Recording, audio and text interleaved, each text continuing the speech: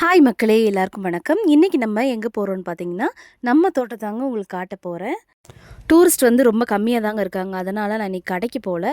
காலையிலே நானும் என் ஹஸ்பண்டும் தோட்டம் எப்படி இருக்குன்னு போய் பார்க்கலான்ட்டு அப்படியே நடந்து போயாச்சு. இது பார்த்திங்கன்னா எங்கள் தோட்டம் இல்லை, எங்கள் தோட்டத்துக்கு முன்னாடி இருக்க நாங்கள் போகிற வழியில் இருக்க தோட்டம். பார்த்திங்கன்னா அவங்க கேரட்டு போட்டிருக்காங்க. இப்போ தான் வளர்ந்து கொஞ்சம் நிற்கிது. ஒரு 10-20 நாள் ஆகிருக்கும், அவ்வளோதான். கேரட் முழுசா வளர்ந்து வரதுக்கு பார்த்தீங்கன்னா 90 நாள் ஆகும். அதாவது 3 மாதம் ஆகும். அது வரைக்கும் அதை பச்சை குழந்த மாதிரி தான் நம்ம பார்த்துக்கணும். இப்போ நான் போய்கிட்டு இருக்கேன் பார்த்தீங்களா, இதுதான் எங்கள் தோட்டம்.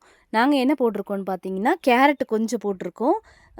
இந்த துண்டில் பீன்ஸ் போட்டிருக்காங்க.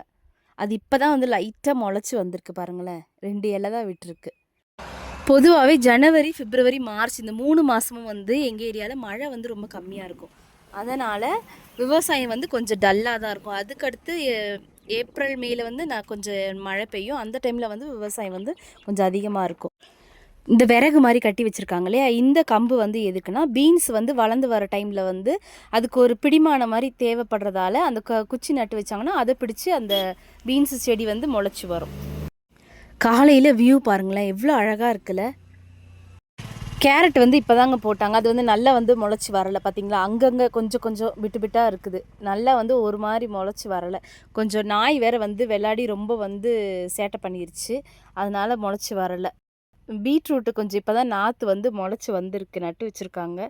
அதை சுற்றி பார்த்திங்கன்னா நல்ல களையாக இருந்துச்சு.